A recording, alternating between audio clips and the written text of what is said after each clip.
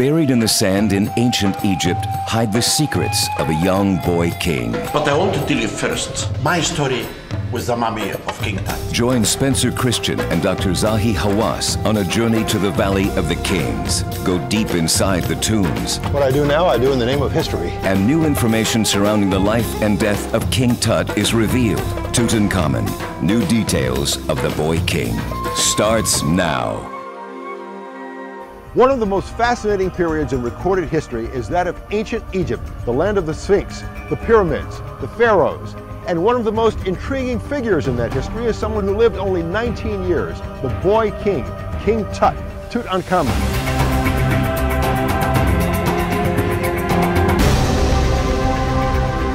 Before British archaeologist Howard Carter discovered and opened the tomb of King Tut in November of 1922, Pharaoh Tutankhamun was practically unknown. He was appointed by the gods, that he was a god. And at the same time, he was a kid. He was a teenager. Tutankhamun sat on the throne of Egypt for only 9 years, dying before his 20th birthday.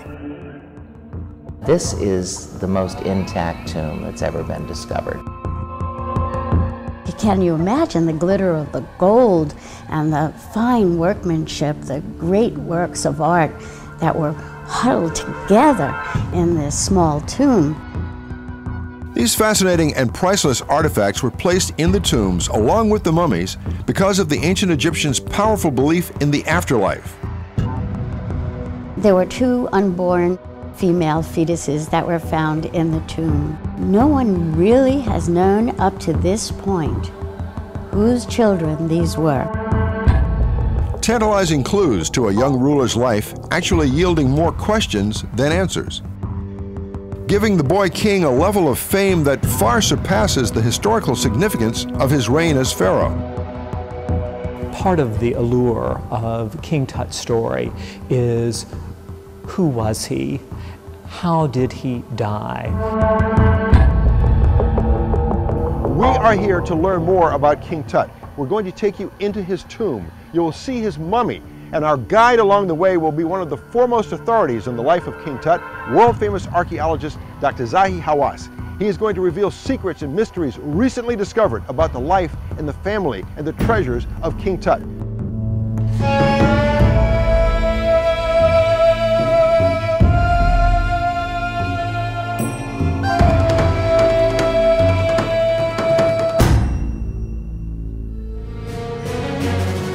Our journey begins not at the Great Pyramid of Giza, but at Saqqara. Located 20 kilometers south of Cairo, Saqqara is archaeologically significant as the necropolis for Egypt's first pharaohs. This treasury of tombs, buried deep under the sands of the Sahara Desert, is yielding insight to the rulers of the earliest Egyptian dynasties. And as we will shortly see, recent discoveries at Saqqara have revealed new details about the short life of Tutankhamun. As Secretary General of Egypt's Supreme Council of Antiquities, Dr. Zahi Hawass exudes a passion that helps bring modern relevance to the ancient world in which Tutankhamun lived. Saqqara here is becoming a very important place because we are restoring the step pyramid now, the oldest pyramid in Egypt.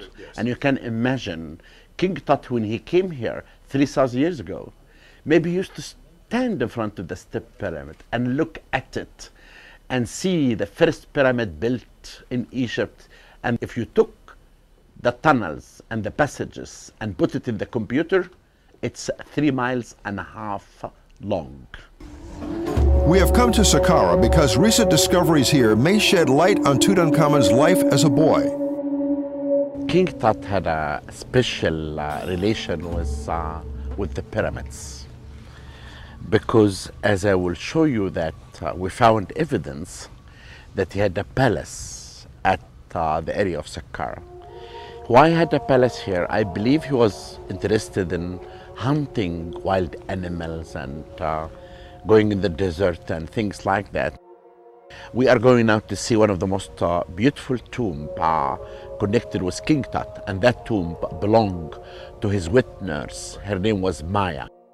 What does this discovery tell us about King Tut's family? It adds volumes to the history of his life, does it not? Yeah, we know that King Tut maybe his mother Kia died when she was delivering him. Then maybe his wet nurse was like his mother. Yes. And if you really go inside and you see how King Tut is sitting on her lap, touching her and him with love and affection, this can tell us that this Lady Maya was like his mother. Shall we go in? The paintings on the walls of Maya's tomb at Saqqara tell us something about Tutankhamun's affinity for his wet nurse and reveal a sensitive side to the future pharaoh. Maya sitting on a chair and look about this beautiful young boy, looks like in the age of 9. Look at his face, similar to the statues that you see in the Cairo Museum. The cobra is in the forehead, protecting him. And she is putting her hand just like in love and affection, like a mother and a child. And look, he's holding the sign, Ankh. Paintings and carvings inside tombs, as well as the practice of mummification, were done to ensure a safe journey after death. The quest of immortality was very important to the ancient Egyptians because they believed in the afterlife. When the deceased die, they mummify him. It took 70 days, and they take everything inside except the heart and the brain. Then after the 70 days, they go for the funeral procession, and after that they do something called opening of the mouth. Then the high priest, in front of the mummy of Maya, holding by Anubis, the god of the cemetery, and this guy is telling the mummy, I open your eyes, then you can see. I open your nose, then you can smell. I open your mouth, then you can eat. Small details, like thousands of others, painstakingly restored and studied by modern archaeologists in an attempt to reconstruct the life of the boy king and his world. Those people are trained on the restoration techniques. They collect everything and they began to work in it, to restore it. And this to show you what's mean archaeology. Archaeology is not Raiders of the Lost Ark. Archaeology is science. Working, excavating, recording, mapping, teaching. That's what means archaeology.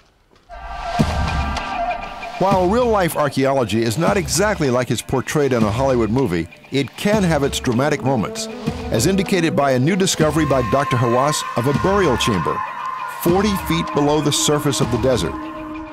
What I do now, I do in the name of history. Okay.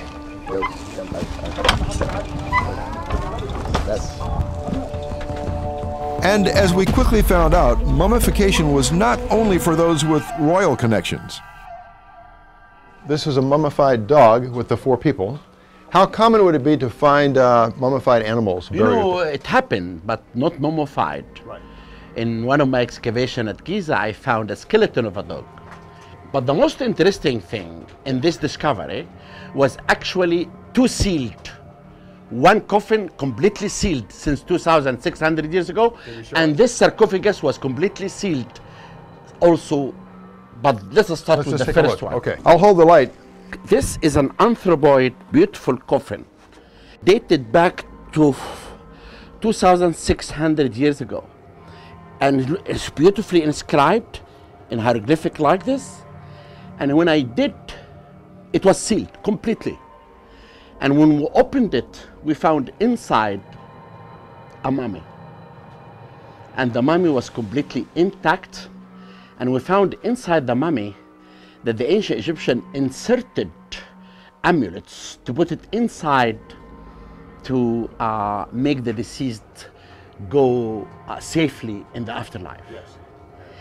But the most exciting thing, according to your question, when you come to a place like this, I was sitting like this, and one workman was here, and one workman was here, and I was here, and I took the coffin out. This is the most important moment in the life of anyone. It makes you, I think, I'm the happiest person on earth.